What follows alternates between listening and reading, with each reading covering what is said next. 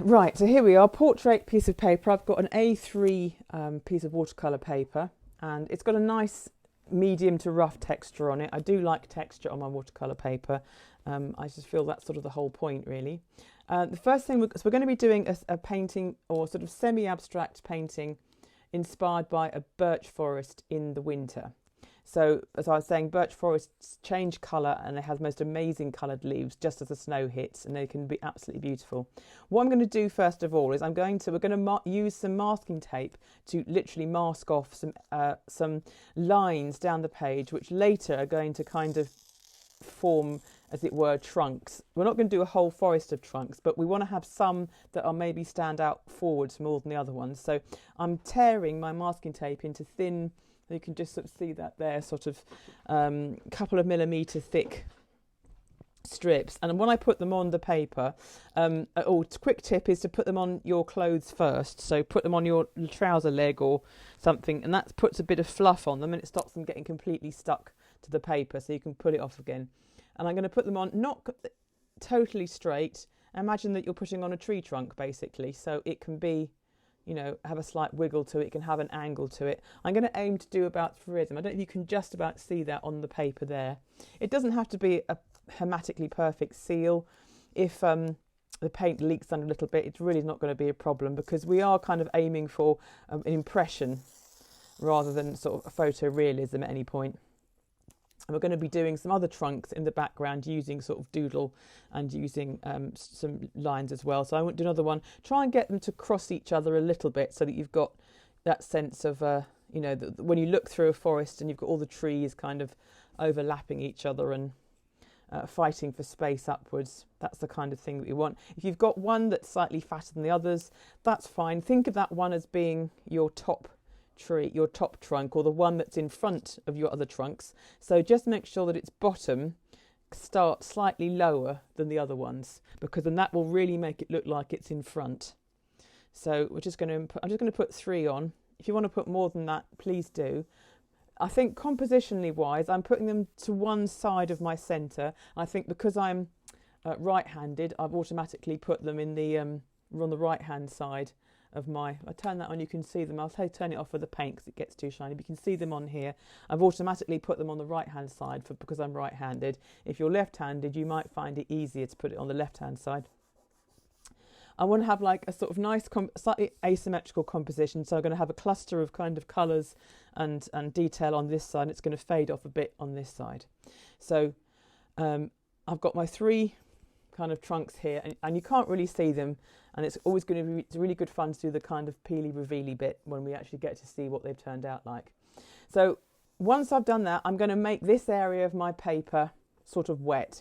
I'm going to use a spray bottle, as it's my favourite way of doing this, because it doesn't have a direction, which is quite handy, I think. If you want to, if you don't have a spray bottle, you can use a sponge, a damp sponge, to kind of blot some water on this kind of area. You can use a large soft brush and just kind of brush it over. If you're going to use a brush, I would kind of do up and down and a side to side, so that you're not giving your water a direction, which seems odd to say, giving your water a direction, but it does have a kind of grain when you paint it with the brush. So I'm just making the top half really of my paper wet, and I don't mind dribble. So we're not going for photorealism, we're going for the very much an impression. So whatever happens with the dribble is absolutely fine. I'm using a sort of fat round brush, and I'm going to start off with yellow. So I hope this is going to be visible enough with the camera and the lights and everything. But what we're going to do is do kind of yellow, red, and yellow, orange and red. And we're going to start with the yellow as it's the lightest colour first of all. So I'm just going to blob my yellow onto the surface, and if it runs, it runs. Can you see that at all? Is anything coming up? Oh, that's probably better if I tilt my camera up. There we go. So I'm kind of vaguely thinking of a tree shape in my mind.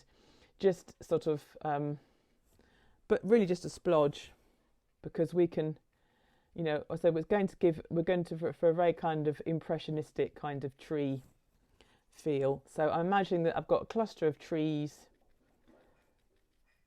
in the forest, and at the moment they're kind of yellow, but I'm just putting the brush on the surface and hoping that the wet surface will spread, and the wet paint will spread against the wet surface. I'm just going to try if I can get my camera stalk up a bit, because it's sort of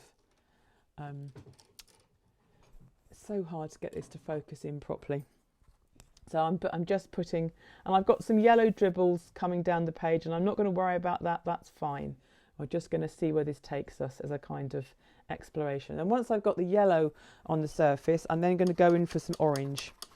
So I'm going to leave the very top of my splodge is going to stay yellow. So I'm going to introduce the orange, or the darker colour, just a little bit below the top of my splodge.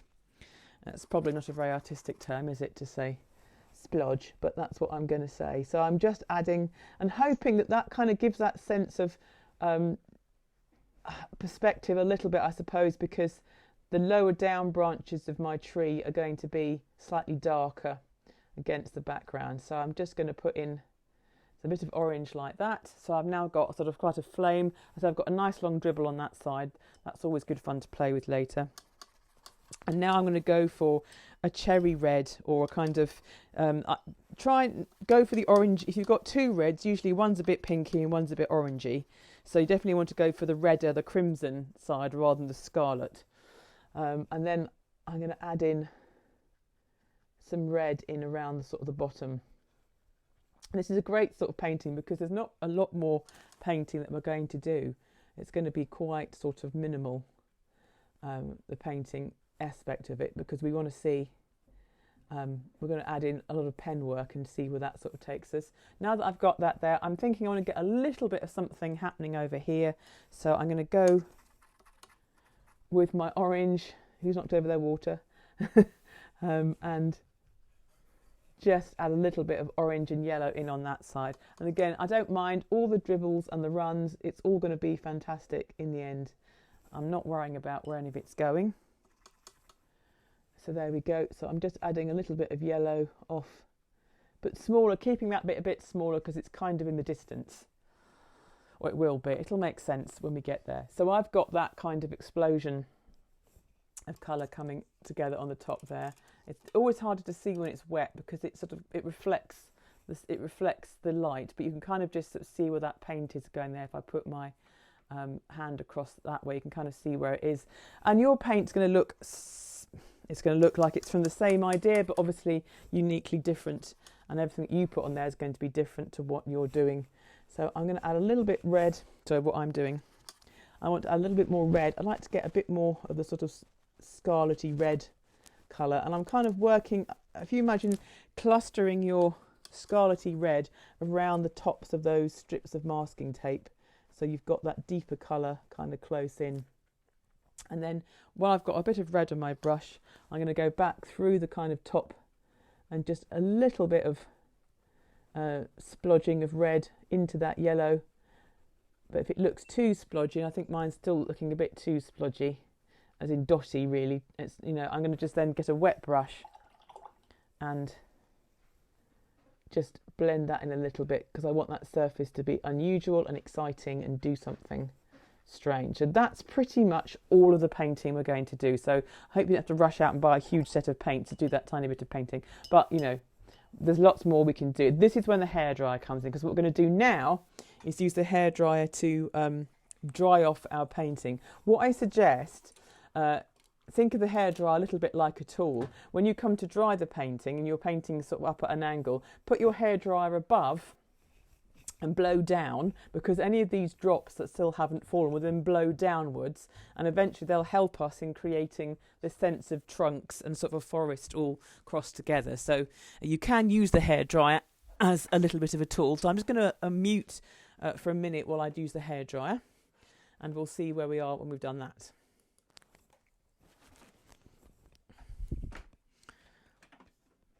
Oh, you bugger, come here.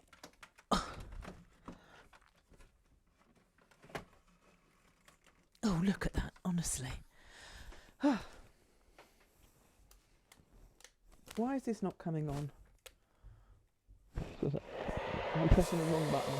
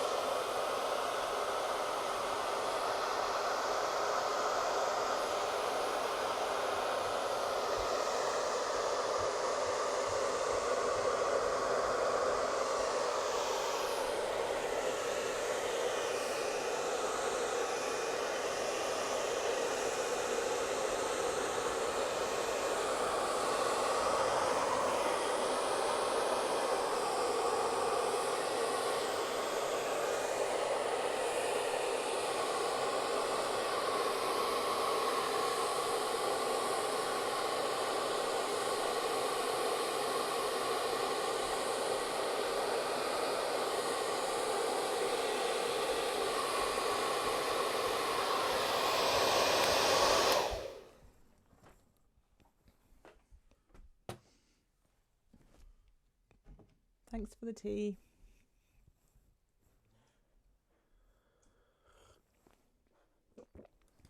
Okay, so I'm back, and as you can see, I mean, you know, in an ideal world, my hairdryer would have blown these drops fantastically directly downwards and created beautiful trunk shapes. But of course, I've done a lovely wobbly off to the side, completely not read the script, but that's fine because that's what these things do. So it's fine by me. We'll work on it. I'm going to try and see if I can lift my camera up a bit so that's better. It's a bit more on the top then.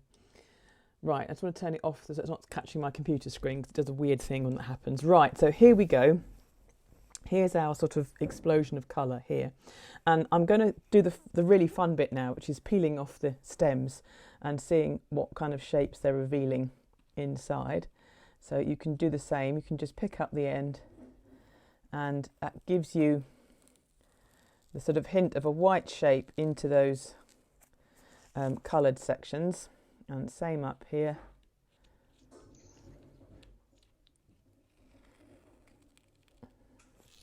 And that just gives us something that we can work on to kind of, we're going to sort of use those to get some, because the silver birch trees that I'm thinking of have these very fantastic sort of white stems that are really lovely and strong and bold against the sort of background. So, and that's why I've left these bits of white. So these are going to kind of be in the sort of foreground here. So what we're going to use now is some pen. And we're going to draw in some sort of trunk kind of forms to kind of get this sort of feel. So where you've got, remember we had one that you probably decided was going to be your main one. We're going to start with that one because this one's going to be the one that's most in front. So I'm going to start just outlining, following that shape, that painted edge, and then I'm going to bring the trunk down, imagining where it might come, bring it down to kind of the ground and then sort of stop. If you want to, you can totally use a ruler at this point. You can use a piece of paper. You can keep the masking tape in place and sort of draw around it. You don't have to freehand this at all. But if you're drawing, imagining that it's kind of something like a trunk coming down, so it might get slightly fatter towards the bottom. And you've just got those two lines that are coming down like that. This one is the kind of in front tree trunk. Then you've got another one coming through this tree here. So again, just follow that edge down. And this one is going to bend slightly to the right. And as it comes down, it's going to hit that trunk in front and it's going to stop. And we're going to do that thing again. Lift the pen up. Imagine that we're drawing the line. Put it down again. And continue it down. And that shows that you've got one now standing in front of the other. So I'm going to continue this one down on the other side. That's it. So again, same thing, as it comes down, stop when it hits the trunk, lift your pen off, put it back down again and continue down. And there we've got the two trunks, and that automatically looks like one is sitting in front of the other. And then we've got the final one that we've marked off here, so I can do the same thing, and this one's going to be behind all of those, so it's going to come down. And you can just decide where it goes. And it doesn't matter, mine are pretty close together, but it doesn't matter because trees, when they're in the wild, they don't grow in nice, neat lines with plenty of space in between them. They do their own thing. So again, just lift it up and then bring it down again. And I'm going to leave a little bit of space so that I can tell that there's a third sort of slender trunk coming in behind there. So that's sort of got three kind of tree trunks happening there. And then I want to get this feeling of there being some more tree trunks kind of coming in the background. So I'm going to use the pen again and I'm going to draw in just trees, but this time these are kind of further back, so they're going to be smaller. So I've got these sort of nice orange lines here, so we can work with some of those as well. So when this line comes out of the orange, it's going to follow. If you've got a dribble line, use this in the same sort of way. Just follow that dribble line down. This is going to be the left-hand side of a trunk in the distance. So I'm going to bring that down. I'm not going all the way down because otherwise it will mess up the perspective. So that's going to stop there. And then I'm going to take this to be the right-hand side. And that's going to come down. I'm keeping it only a couple of millimetres wide. It can be quite thin. And the good thing about it is if your hand does bobbles and wobbles and wiggles, that's fine because then it looks like you've got a sort of natural trunk and not just a straight white line. You know, you don't want it to be completely smooth because it should be bobbly and wobbly because it's a tree trunk. So on the same side of that dribble, I'm going to follow this line down.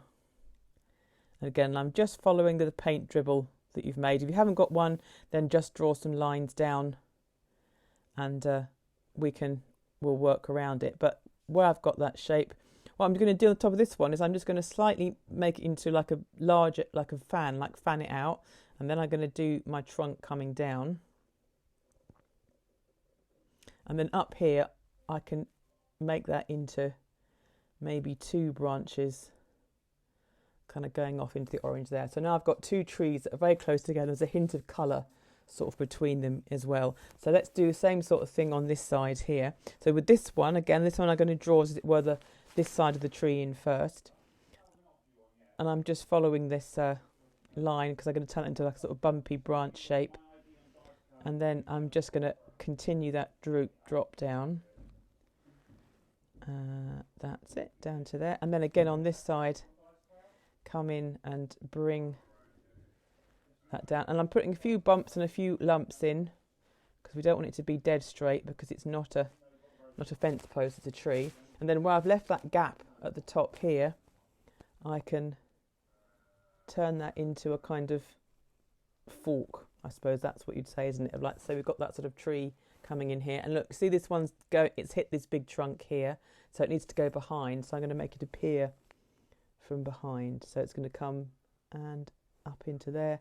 And this one again, just follow your pen along, then lift it above the paper, move it across as if you were drawing your line, and then put it back down again. And then that will ensure that those two sort of map up, and we're starting to get this feeling of tree trunks.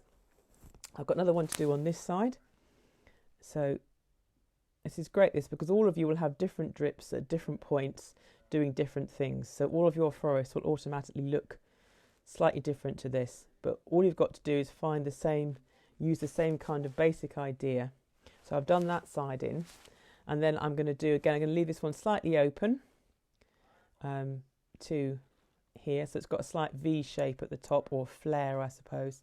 And then if you want to put like some bumps, you put a little bump in like that. That looks like when you've got a branch that has been broken off and it just leaves a kind of bump. And if you can, try and make your trunks get slightly wider as they hit the bottom, just slightly more flared, because then it looks like there could be roots down there. Then again, I've got this shape up the top here, so I can just put in another kind of V shape coming up like that, and we'll sort out that end in a minute. So again, keep looking through. I've got this other thin paint dribble on this way. So what's lovely is that birch forests tend to have this crazy kind of like one going left, one going right, you know, this kind of like, so having dribbles that are not straight down actually works really well. So again, just follow that side of the dribble to create your trunk.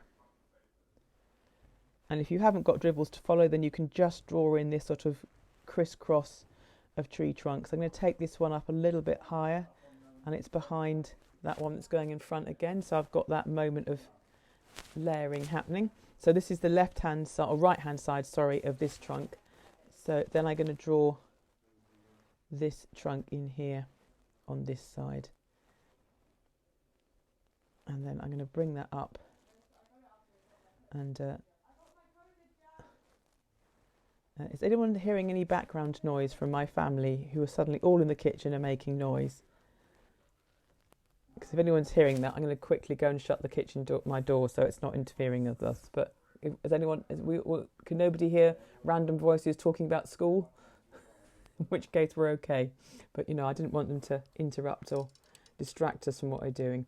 Right, so I've now got quite a few tree trunks all kind of like clustering into this sort of area. We're going to come back and we're going to give them loads of sort of bark-like details to kind of really get that birch, silver birch kind of feel. So I'm going to come on to this one here now. So we should hopefully be getting a sense of this sort of forest here. And I think where you get this sort of the orange forming like the background between these thin trunks, and you sort of get that feeling of the way you see glimpses of this strong tree sort of leaf colour through the forest where they've sort of fallen on the ground and things like that. So I've got one line following that one here, and then I'm going to bring this one. I'm going to start this one at the bottom. So I'm going to come up, and as I come up to the top. Again, I'm going to slightly flare that out. I'll hit a branch there, so I'm going to lift off, come down, and again like that. So you've got that sort of slightly greater V shape. And if I put a triangle in there, and then I'm going to continue that line up into the canopy, up into about there, and the same on this one to bring that up. So we're starting to get some of these nice sort of moments where these all cross over and they sort of start to interlace. So I'm going to do one more on this side for certain. So again, following this drip pattern. And it's lovely this because it's the drip that determines what these shapes are going to be. So it's quite nice in a way because whatever you do is what the drip tells you to do. So you can just say the drip made me do it. So it's fine. And then on this side again, I'm going to start a little bit away. So I'm going to be able to put a flare in at the bottom and then bring my trunk up on this side. And I'm going to flare it out again, coming away and then going up into that red orange canopy like that. And then I can come and I'm going to put a V in here to make that look like branches. And if you're feeling adventurous, what you can do is where you get a larger space like that, you can flare that out and then come back in and put a triangle shape in like that. And then that starts to be kind of more spindly branches kind of interlacing and spreading out into this sort of tree shapes that you've got going on here. Right, so I've got two quite wayward ones here, which I definitely want to use, but they're obviously going to be quite sort of off to one side. So you might have ones that are closer together, but any sort of drips that you've got, and if you have run out of drips, then we can start adding in trees onto white space. But I'm just going to get these two drawn in as well. So this one's almost done its own sort of branch pattern at the top, which is fantastic. I'm going to keep these quite thin because I want them to be slightly off in the distance, and because I want them to be slightly further away, I'm going to bring them down and stop them slightly higher up than the ones on this side, because it's a weird perspective thing, but the further away the trees are, the higher up they are on your page. And so I can bring that one in, kind of coming down here, and then again a little bit of a flare out just at the bottom where it hits the ground, because that's kind of where it starts to do roots under the ground. And then I can make this into some branch shapes just by that same sort of thing, just spreading that out like that. So that gives us that sort of, and this is quite nice. I mean, obviously I hadn't intended this shape at all, but I'm quite liking the way these are kind of all moving this way, and these ones are kind of branching, because I've got a nice space that's happening here, which is quite a nice sort of composition. And you know, if you were doing a storybook or something, in here would be your two characters walking through the snow in their Wellington boots or something. You know, I think that would be quite a nice thing to think about. So I've got one more very bendy tree on this side that's going to come in, and so I'm just going to follow that down. And it doesn't have to match exactly, but and I'm going to stop it again a little bit higher up the page, so it's higher up than that one, just so again it's still pushing it backwards. And because it's sort of further away, in Father Ted style, it's going to be smaller. So because this one's further away, it's going to be smaller, it's going to be thinner, to kind of give that sense of distance. There we go, and just a slight flare like that, and then up at the top I'm going to turn that into a branch shape as well. So there we go. Right, okay, so that's sort of like where I'm starting with my group of trees. I'm just very quickly going to shut my door, because even if you can't hear it, I'm getting someone else's conversation in my ears and it's slightly off-putting, so just give me 10 seconds to do that.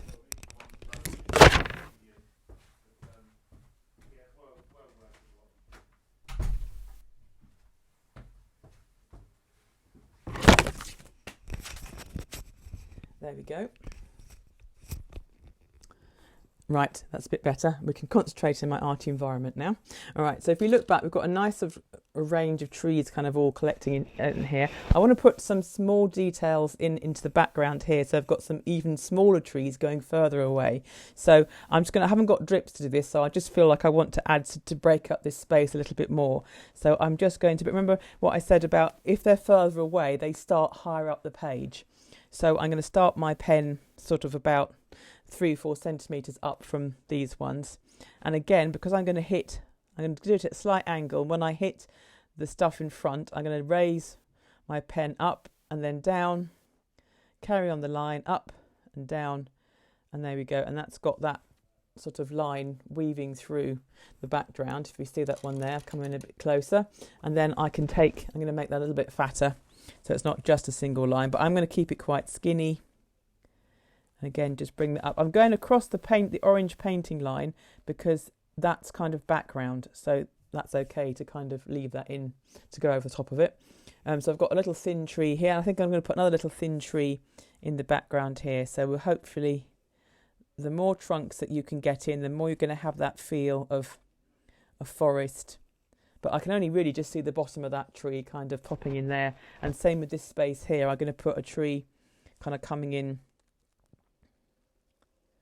up here. Now, because we're doing it so that you've done your front trees, as it were, already, you can always add in more skinny background trees as you go, as you sort of see, and the more you bring in, the deeper and sort of density your forest is going. I think I'm probably going to put a tree that's going to come across these ones from behind, just to sort of break that up a bit so it's not too in that sort of angle. But what we're going to do now is I'm going to show you how we're going to add some detailing to one of these trunks to kind of get some texture into it and make it feel like it's a birch tree. And then we can sort of go back to adding trees in so that you sort of have a good look at everything. I'm also going to add some detail into the leaves and things as well. I'm just going to have a quick slurp of my tea. And what is quite useful because you've got these sort of white branches of the birch tree, you can use a white pen to sort of build onto the shape that you've got going here. But we'll do that a bit later. But if you have got a white pen, now is a good time to get one of these. What I'm thinking of, these paint pens that can go on top of anything. This one is a Posca, but there's many other brands. And as I said, what you want to look for is the ones that they sell for painting patterns on stones, because they will go on top of anything and they're great. So I'm going to think about the way these branches are going to split when they sort of come off here. So I'm going to have branches coming up into this sort of red area here, but just a few of them to show that I've got that they are there, and eventually I can come in and I can do those in white, and that will make them look. I'm kind of slightly ignoring the top of my white line here because I can sort that out later if I want to add some more red and some more orange into it. So I'm just a few branches sort of shapes. On these sort of ones, you've got a very thin one, just some single black lines kind of coming off there will kind of give that feeling of branches. And again, you don't have to think of total realism. It's just to kind of get this feeling of there being a forest. And then again on this one here, I think I'm just going to split these lines, just some gentle lines moving up, so we can come back later and add more detailing if you want to. So let's have a look at this sort of trunk. Now the thing about silver birch is you have these beautiful, obviously the silvery bark, which is what they're named after, but it's sort of split, so you get these sort of quite strong black kind of lines breaking through this sort of silver white trunk. So the first thing I'm going to do, you might just want to watch a couple and then you can sort of get the feeling of, I'm not going to just do a straight line going across because that will tend to make the trunk look like it's completely flat, like a sort of fence post. So what I'm going to do is just put a slight curve on a line like that. Can you see how that curve just makes that tree trunk look like it's curved round towards you? So if you did just a flat line, I say it would be like a sort of a sawn piece of wood. But if I start doing a couple of these, and I'm not doing them too heavily, and if my pen sort of like fades out a bit, that is quite nice and it gives that nice sort of feel. I'm going to do a few so you can get the sense of the way that looks, and then we can go back in and we can add to them to make them a bit more detailed. We can see how just using that line that curves out towards you, as it were, just starts to make that look like it's a round thing and not a flat thing. So once I've got a few of those in paste, then I can go, and I'm going to do some little sort of clusters of lines kind of close to that, but these ones, they're not going to go all the way across. So they're going to just go around the edge. Do you remember last week how we kind of left a white space sometimes? This is a bit like doing that. We just bring the line round following that curve, but it doesn't go all the way round, that's all. So it sort of has a few lines together. Some of those bits you might want to put like some in the middle instead of the edge, so it's got that feeling of this sort of rough texture. But that's what we're trying to get into our lines here. And the great thing is that, of course, all this bark is completely wobbly and it's not straight lines. So if you end up doing wiggles and splodges, if you sort of cluster them in this sort of like curved way, it all kind of works really quite well. You can get a lot of texture and you don't have to just do straight lines. You can start adding. And if we wanted to do, like, you know, if you get like we spoke about how you get like a branch that might have been broken off and it creates like a sort of eye, doesn't it, on the wood. I'll show you how to do that. It's quite cool. If you just put a circle on first, like that. So I've got a little circle just in black pen, and then I kind of go round it again just a couple of times, and then kind of stretch that into a line on either side, almost like doing an eye. And that kind of looks like as if there was a branch there. And if you've been through a birch forest, you'll see those kind of patterns. And I want to get quite a lot of detail onto these. I'm not going to leave them completely white. I want to get some lovely chunky detail onto them. So I'm going to keep on adding bits and pieces. And you might want to go like towards the edge of your trunk. You might want to then build up maybe a little circle, same as that eye circle, but look, I'm just doing it sort of half on the edge like that, and then that would then sort of peter off into a line kind of coming round, and that starts to look like sort of bark as well. I'll zoom in really close on this so you can get a sense of what some of these shapes are doing. That's it, so we can see those. So we can just keep on adding. I'm using a 0.5 pen. We could go back and do something thinner as well, and you can even start putting some curly shapes in. Look, I'm just doing a little spirally kind of curl, but it's all kind of got that sort of sloping, that sort of curved line, downwards curving line.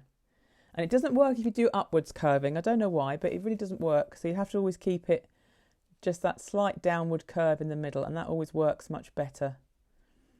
And you know, I'm just going to keep on adding. And if you try and get a little bit more detail or pen work around the edge of your tree, that also has the effect of making it look a little bit more three-dimensional. Because what you're doing is putting a little bit of, as I've said before, and I will say again, probably until with my dying breath, the more pen you put on the paper, the darker it's going to get, because you're adding black onto the surface. So if you want to make a little bit more sort of scribbly pen marks on the sides of your trees, that's going to give you that slightly kind of, it's going to make the edge of your tree look darker. It's going to make it stand out a bit more. So I'm just going to come up a little bit and then make sure that I've got all these little bits in here. And of course, once we've got some onto the tree in front, we're going to jump onto the tree that's next behind. Now this one, because it's at a slight more angle, nothing really changes. You do exactly the same sort of thing. You just mark on, if you want to start off with some of the curved shapes, curving down, going up the trunk like that, so you can start to see it appear and give it some form. And again, if you're going to, where you've got the overlap, and if you're not sure what to do, again, imagine you're just drawing a curve from the middle up to the edge like that, and then that carries on that kind of curved feel, and it gives you the right kind of feel. And this branch that I've got in here, look, it's just like a little thin black line. I'm going to make it just slightly chunkier, and I can make it wobbly and bobbly because I don't have to do a really smooth line because it's a twig and they're not smooth. So once I've got some of these curves in, I can again follow them with some other curved lines just to sort of bring some marks in again, just so that I'm darkening those down a bit. And where they go behind each other, I want to do quite a few little marks, just maybe just kind of coming across like that. And see, that's made that trunk look darker as it goes behind the one in front, and that really helps to make it look, give us a bit of that overlapping perspective. And so when I come out the other side, I can put a few little dark lines in, and that just helps to, again, you see how that's definitely made this one look like it's on top and this one going behind. And these are all things that we've looked at in doodle classes. It's all just using very simple marks, but it's just thinking about where we put them and kind of how we get them, how we can translate that into something that's slightly more like an illustration. So I'm just doubling up some of the lines around there. And then I've got another tree behind, haven't I? So same thing. I'm just going to mark some half moons in. Well, I suppose they're half moons, upside down rainbows, smiley faces. They're like smiley mouths, aren't they, really, I suppose? So I'm just going to mark those in, and that's going to get that sort of tree in. And again, where it's going to go behind, I want to put slightly more shadow, or slightly more lines where it's kind of disappearing one behind the other. And that will just make that look a bit darker. And as you go back into the forest and disappears in, you want to start having more and more dark lines, because as they disappear into the forest, everything gets a bit darker, and the trees themselves, even though they're white, they start to look grayer and they start to look further away, and that helps them look further away. So we can get onto that as we go through. If you get a basic sort of trunk texture on all of them, and then you can step back and say, right, the smaller ones further away, they need to be getting slightly darker as well. So you can go back and add some more kind of marks and lines. Just build it up slowly. Don't feel you've got to do everything in the first 10 minutes. You know, we can keep on going and looking at them and see how they interact with each other. So I've got this nice thin one here. And again, I'm going to start putting its marks in. What I'm going to do is just go through most of them and just put these half moon marks on. Sometimes I'll put a double one on, sometimes a single, but that should hopefully start to get that feeling of the forest disappearing off, so we can start to get a sense of how that's going. And the funny thing is, the further back they go as well, the less of a curve you're actually going to see. Another trick of distance and perspective, but it's quite a useful thing, because as you come further back, if I choose to look at that little one there, I can almost just do straight lines across, and it's still going to look like a tree. It's still going to look a bit tree-ish, and it helps to make it look smaller and further away. And of course, as they go back, it looks darker because you can see more of those dark lines, and there appears to be less white space between them, and that starts to make them look a bit darker. So I'm just going to go and put these sort of half moon curves into the trunks so that we can see where they are. If I've got a nice bump like that, that's a prime thing for kind of putting in a couple of circles to make one of those eyes, and then sort of bringing it off into the side like that. And again, there's another one here, so I can do a double circle there and then turn that, do a few rings round it, and it becomes one of those. I think they do call them eyes actually, but you've often seen, I remember seeing an illustration once where they'd done sort of actual eyes in these sort of trees, if the trees were in a magical forest, you know, as if they were actually watching you. Because there can be something quite unnerving about a quiet forest at this time of year, and you kind of get this sense that everything's waiting and everything's watching. If you've got two trees that are quite close together, try and make sure that your marks don't exactly match up, so they're not all appearing at the same point, because that tends to make them look, I've just done it there, look. It's all right if you do it a few times. It's really hard. If someone says, you know, try not to do something, it's almost impossible not to do it. But if you can try and make them look slightly different, it helps them stand out from each other. It's just, otherwise it starts to look like they're connected in some way visually. But I'm just going to sort of just try and not do them at exactly the same point. It's like when you walk along with someone, it's really hard not to pick up on their stride pattern and copy it. It's just, so, you know, it's quite hard to do that. It's similar with this, but hopefully that's just different enough to make sure they stand out from each other. And again, there's a nice flat bit there, so I can put in one of those eyes and kind of just do it on the side, and then it trail off into a bark kind of area. And these are very reminiscent of Norwegian and Scandinavian forests. They have a lot of birch trees because they're quite robust trees, and they don't mind the cold. They're one of the most northerly and deciduous trees you get, really. And you can apparently make a fantastic wine from the sap of the silver birch. I have never tried it, but apparently you tap the sap in the springtime, and it makes one of those very lethal country wines, which you know, those things that you think, oh, this isn't going to be very strong, and you have half a glass and you find you can't stand up anymore, that sort of thing. You know, one of those sort of homebrew experiments. But I have never made birch bark wine. But it sounds quite good. The other thing these forests are absolutely famous for are those amazing fly agaric mushrooms. You know, the classic sort of pixie mushrooms with the red cap and the white spots on them. And they love birch forests. They grow in abundance in them. And if you've ever seen one in a forest, there is something, they do look just like you draw them in the pages of fairy stories. So there is something, when you come across them, they really do look like they've just popped out of a picture book to appear, and they are quite magical looking. And you often see them in the leaves underneath silver birch trees. And again, they're another thing. Apparently, I would not in any way, I should point out for health and safety reasons, I'm in no way advocating the eating of fly agarics. I've never eaten one, and they can be extremely poisonous. But apparently, if you get the right amount, then they can be quite entertaining. But you know, apparently the Vikings used to take them before they went into battle. So I think that tells you all you need to know about the kind of effect they have on people. But yeah, very popular in birch, and always love growing in birch, among silver birches. And they do genuinely look, whenever you see one in the wild, I always get the urge to just bend down and check to see if there's a little doorway in it and a window, because we're so used to seeing them like that in fairy stories. So I'm just going to add some more of these in.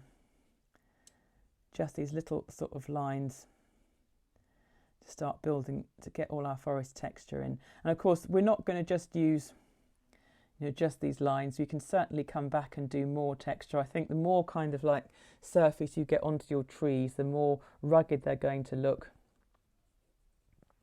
And it's worth experimenting with maybe some different thicknesses of pen to see the different effects that gives you. If you've got like a little brush pen or something with quite a fat nib, I've got a fat nib one here. Again, you can add in some different lines like that, and it just sort of starts to get, again, because you're using a fatter pen, it gives you a different kind of feel, just to bring some of this sort of texture in. Now, what I'd quite like to do is I'm imagining that if this forest is still, there's snow on the ground, so that luckily snow is the same colour as white paper, so that makes life a little bit easier. But I want to imagine that there's some of this red and leaf colours on the ground as well. So if we may go back, you could use a bit of paint. I think I'll use a bit of paint to add a bit of, imagine there's like leaf litter having fallen on the ground, or we might try with a bit of colour pencil, but probably use paint as we've all got that to hand, but just on a dry surface. We'll get onto that in a bit. I just want to get these last sort of trees marked in.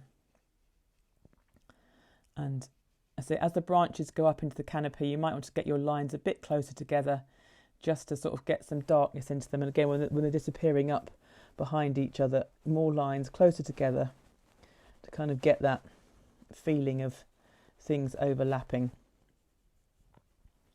like that. And hopefully if I pull back a bit, we're starting to really get that feeling. It really starts to immediately, you just think, yes, that's a silver birch forest, because of the texture and those colours. It's so iconic. And they do fall down, they do grow at quite crazy angles as well. So if you've got any really diagonal ones, that all works, because they can grow at some really quite strange crisscrossing patterns. So just keep on working your lines down, little curved lines, and just lots of texture to get them nice and well, textured, I suppose, really, but to kind of give them that real foresty kind of feel. So you can see it's one at the back here. I'm going to go back and add a few more lines in. I'm going to make it look a bit darker, so it starts to it's got that sense of going backwards. As I said before, if you ever want to make something look like it's behind, make it darker, or use cooler colours, because they're what we call, they recede, so they look like they're moving backwards. They look like they're further away, because as the lines get further away, things get further away, they tend to get a bit darker and a bit more indistinct. So again, when you come down with an overlap, colour that, or put some lines really close together on the one behind, and then spread them, because it really makes it look like that trunk is crisscrossing it. I think the colour is so important, because at this time of year you get these incredible stark mornings. They are predicting snow for Friday down our way. Certainly snow showers. I don't think it'll be the sort of snow that lingers, but it is so incredible when you get that blanket of white and then just these moments of really strong colour contrasted against it, and it's sort of the sort of cold snowy forest is quite a wonderful thing, and you get that amazing hush that descends over everything, you know, and it's absolutely beautiful for about an hour, and then everyone's like, no, I'm sick of it now, I want to get, you know, I can't grow anywhere, I'm freezing cold. But you know, there are moments where it's unbelievably beautiful. It's great if you're not having to commute to work in it, basically. And let's just slowly keep adding. There we go. So I've got all those lines in there. So we're really getting this feeling of a lovely copse of silver birch trees. I'm just going to come up this one here.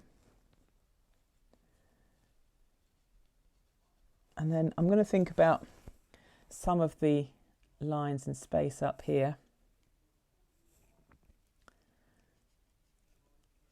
And then I've got some sort of blobs in the kind of paint pattern going up here. Let me get my camera up a bit closer so we can see some of those. And you can see how they've kind of naturally kind of given me lovely layers to kind of work on. So have a look in yours and see if you can kind of see some of these like cloudy kind of paint shape edges, because then you can just maybe define some of those. Just again, I'm just following the paint line that's there. I'm not trying to make it be anything. I'm just seeing the paint mark that's come there, and it's just made a lovely kind of bobbly spreading kind of shape, and that's the kind of thing that I'm looking for. I'm just going to sort of pick out some of those to kind of draw in, because it gives that feeling of clouds of leaves clustering around the sort of tree. I'm not trying to draw anything onto it, I'm just seeing what's there and just following that edge, so that where the trunks come up here and they meet that paint line, I can just follow on some of the little wiggles of paint that it gives me,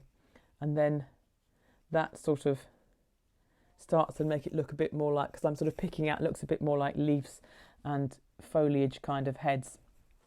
And I'm going to come over on this side, because you can see where my paint edge is going up here. So if I draw with my hand this way around, you can just see I'm just following that paint edge, and because it's bobbly and it's followed the paper bobbles and it's sort of cloudy, it's given me that sort of soft leafy kind of feel on kind of all over foliage, and kind of then just through here as well, just to pick up on some of those. And you know, depending on how far we get on tonight, you can spend more time just collecting those sort of little moments and just seeing if you want to add any more of those in, where they're just sort of moving across. If you've got a white pen, let's think about the white, some of the white branches you could add in. So where you've got, I've just drawn these kind of black edges. I think it looks perfectly lovely to have just the lines drawn in black on the colour. I don't mind that, because we're not trying to do like a full-on picture. But if you have got a white pen, you might want to get it to work. It's been sitting around too long. You can use the pen to just sort of start to colour the centre of those branch shapes. It's one of these things you have to sort of pump it on a flat surface and shake it around a bit to get it to work, and then it comes out a bit whiter. White pens I find are quite grumpy. They tend to sit in your drawer sulking for a bit, and then sometimes you pick one up and it works really well, and then other days it just decides that it's not going to, and you know, it ruins your demonstration. But I should do what I always advise, and that's keep them so they store them upright like that, so the paint doesn't sort of it stays in the end. But you see, you can start adding in some white lines as if they were branches kind of coming off like that. So you start seeing little thin branches kind of coming off that main bit that you've put in, and that sort of thing.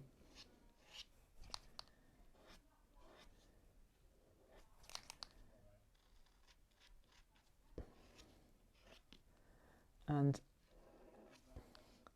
then once you've drawn those sort of whiter, thinner lines in, just to make them look more sort of obvious, you can take a thinner pen, something like a point, where are you? 0.1, there we go.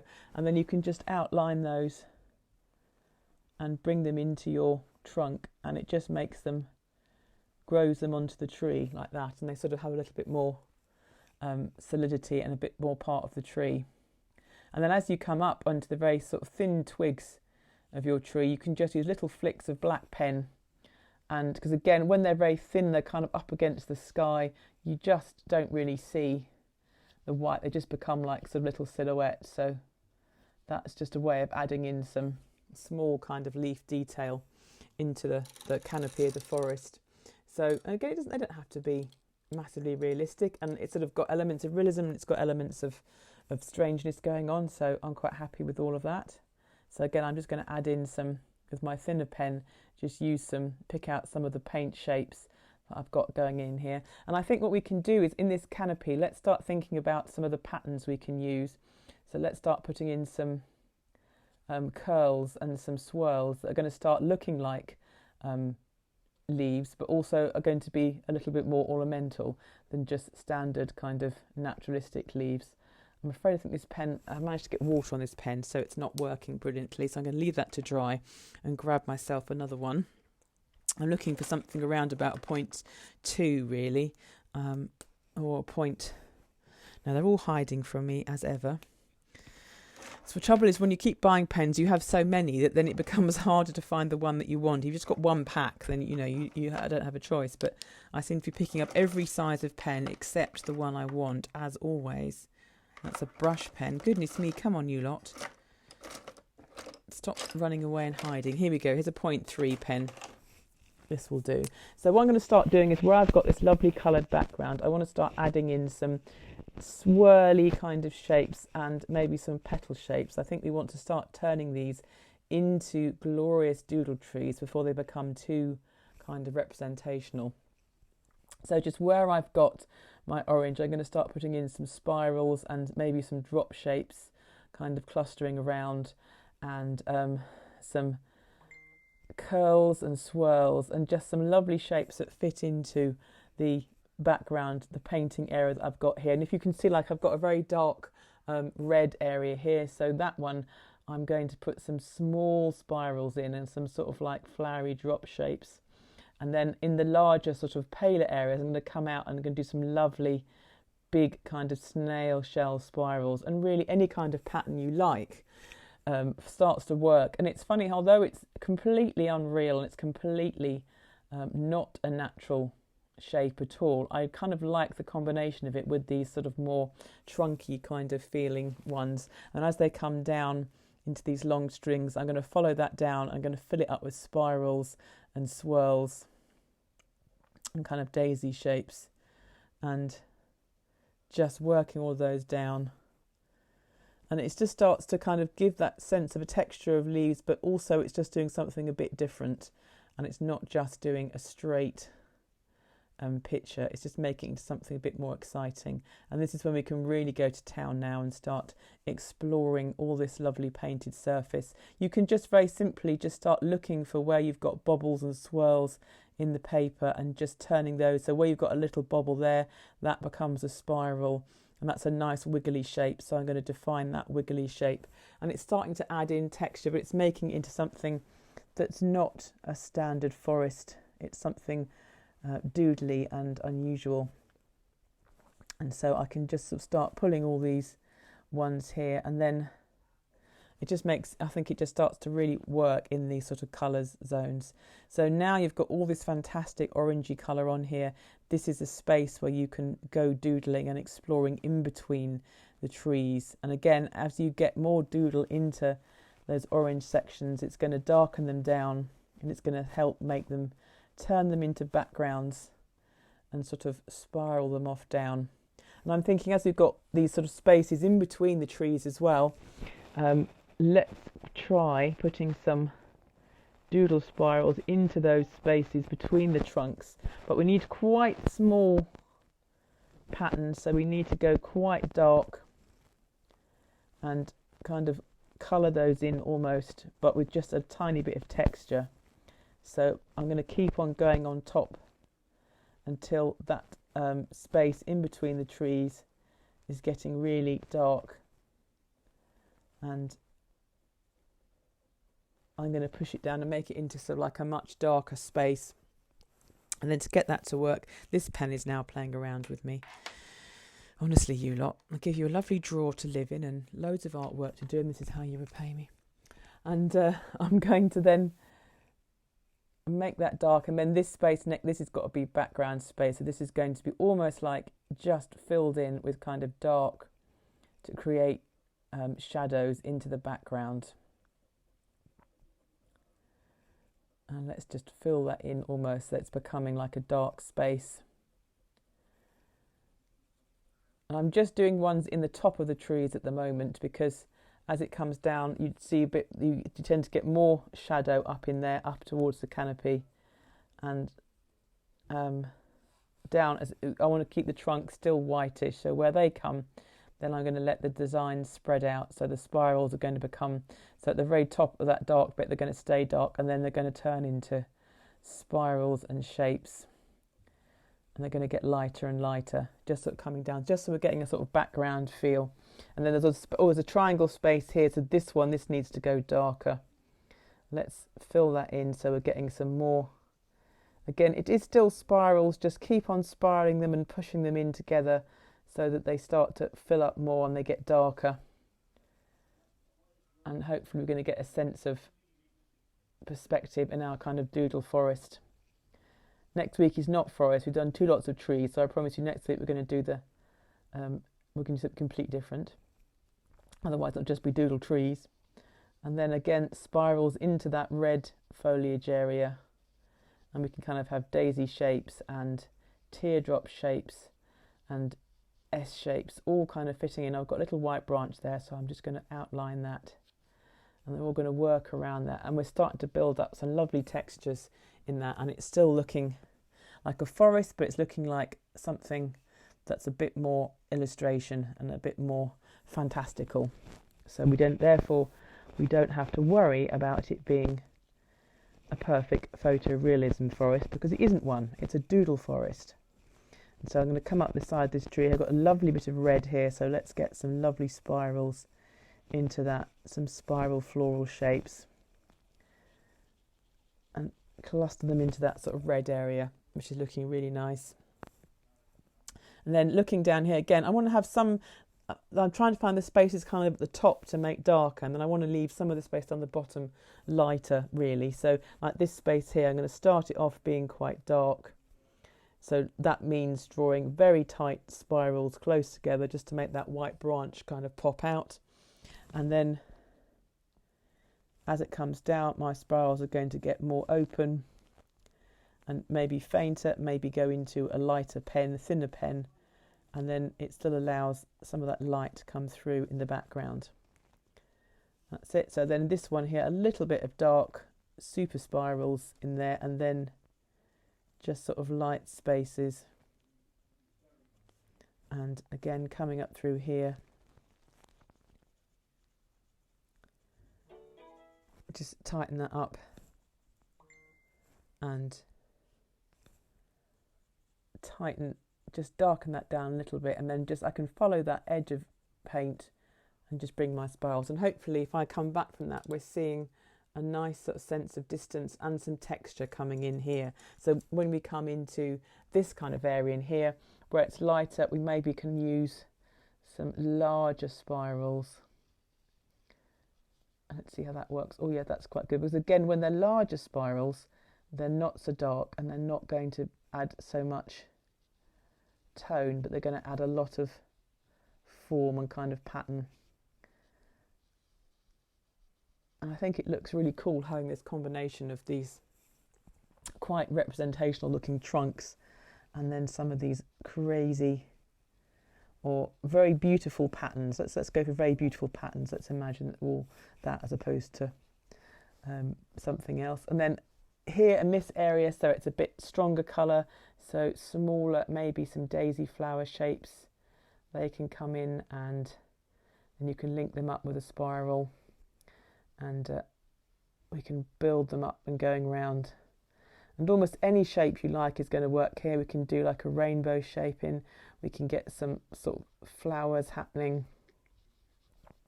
And they sort of look like a combination of leaf texture and of spiral-y background textures. I've got to think what we do as we come up the tree. So maybe in that sort of yellowy kind of zone up there. Let's take this one up higher, and I think we can see how we can develop them. So I think when we get up to the yellow zone at the top, I want to keep it quite light. And what I'm thinking is you could go into something like a gold pen.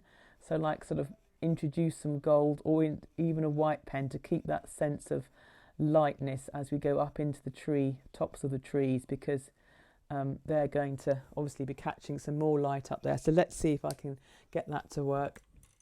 It's such a shame because my camera is just not seeing the colour up here as much as I can see it when I'm looking at it, you know, in the normal world. Because it's really it's still quite a strong yellow, even though it's quite faint. I'm just looking for a particular pen. Here we go. I was using it earlier, so let's see if it's going to behave.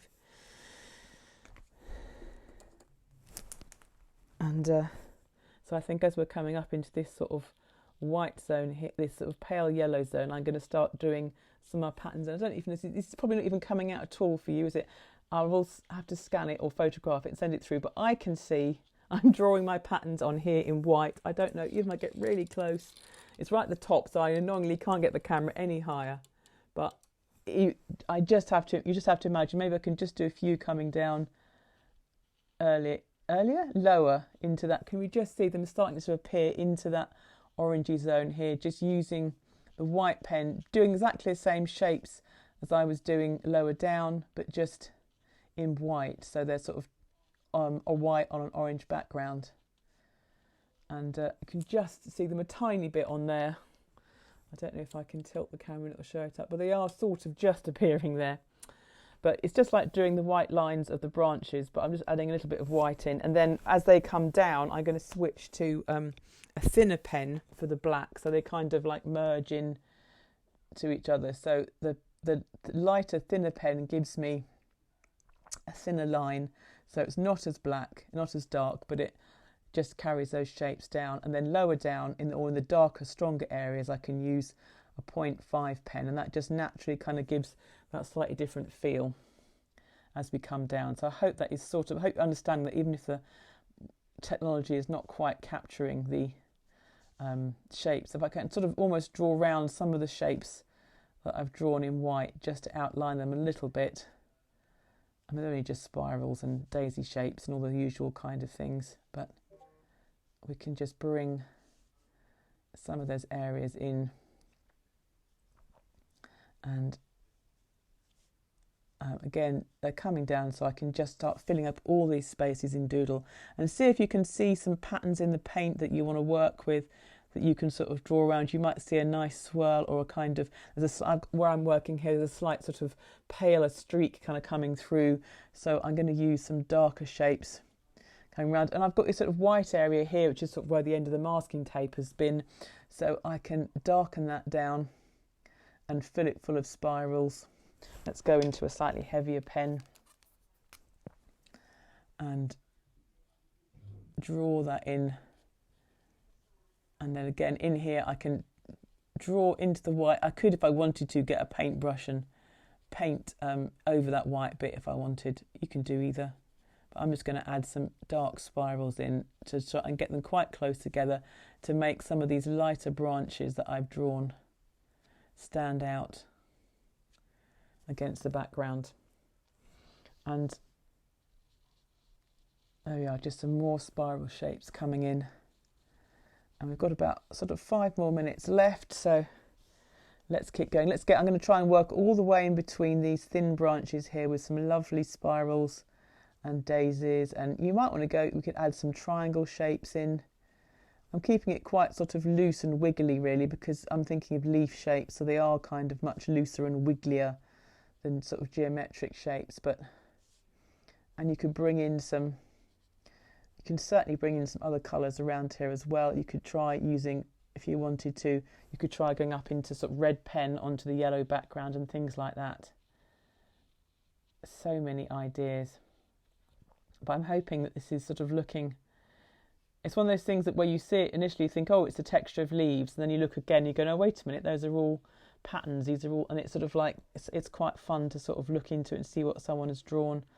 And then you've got in between, I've got a sort of gap here with the sort of white paper. So I'm going to come in with my spirally pens and draw to fill that in again, so I can fill it in a bit darker and sort of coming round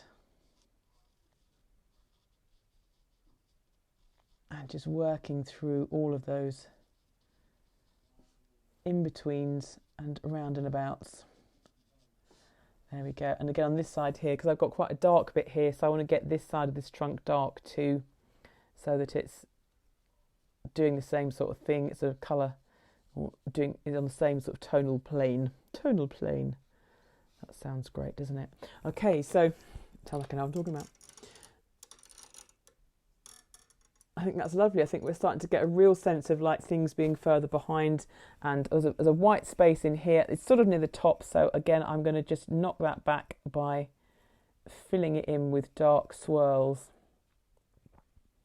and then as they come down a little bit I can make them bigger and leave more white space in between. And then again this shape here, filling that in with lovely thick spirals and daisies and all those kind of shapes. And if you don't think you've gone dark enough, you can always just go over the top again and just sort of try and get rid of more of the white spaces, and then as you come down you have less black and more white space sort of showing through,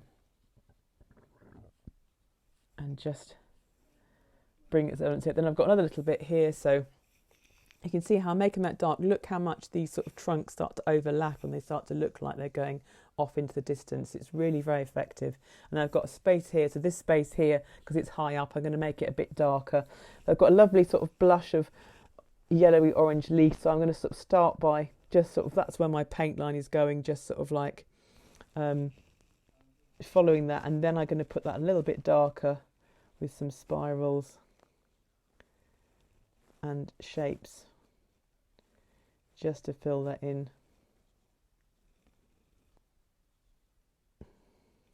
And then where I've got the orange, I can decide if I wanted to, I could make that into a darker space as it goes up into the top, and then it can spread out and kind of bloom out into those areas with more of my spirals. And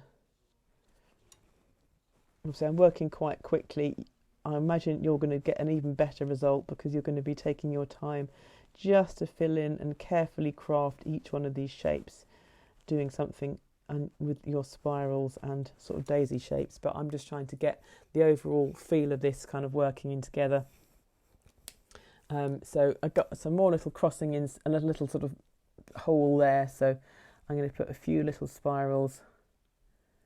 These pens really don't like working on a wet surface, which is why it's so important to dry it off beforehand, because this one's got a bit wet and it's not happy. But I'll put it in my drawer and it will magically recover itself as it dries out a bit. And then again, just in here, just a little bit of the spiralling onto that white background, but just hopefully making that stand out, or just darken it down a bit so that the branches in front start to come forward a bit. And here, and then I did talk about putting a little bit of extra colour in the bottom, didn't I, to show where the kind of leaves might have fallen on the snow. So let's think about that in the last couple of minutes. So what I could do is, or what you could do, if you've got, you could simply do some sort of painting in between. Remember that if you're going to paint like a little bit of orange through here, you don't want to paint on top of the trunks. You want to leave those all white, and then it'll kind of look like it's there's sort of space behind them. But what I'm just hoping I can do is grab, I happen to have an orange felt tip pen. So what I think would be quite cool would be to then use the orange and red felt tip pens, if you've got them, and kind of add in some swirls and patterns down below as well, so it looks a little bit like your leaves have fallen on the ground, but of course because it's a doodle tree they're spilling doodle leaves, and just adding a little bit of that reflected colour and pattern just coming across. And if I'm just going very quickly, but if you take it sort of behind the trees, you get that feeling that it's fallen on the ground, and you've got the ground, the forest floor kind of here, sort of spiralling around. And just as long as you remember to not fill in your tree trunks, because they would be standing white out against it, then that will give you the kind of feeling that, and if you've ever been in one of these forests, when the leaves start to drop, it is incredible because the whole ground becomes carpeted in these amazing fiery red, orange and yellow kind of colours, and it just is like walking on a red carpet. It's quite amazing. So, but because we've used the sort of curly abstract lines up there, we can use them down here, and it kind of links the two areas together. And then of course you could, if you've got some red pens or some orange pens in your sort of orange area here, look, you can start adding some orange swirls. I hope they're still not coming out. Oh, curse you technology, but maybe it'll come out if we can just about see it. Let's try going a bit closer, you might just see it in there.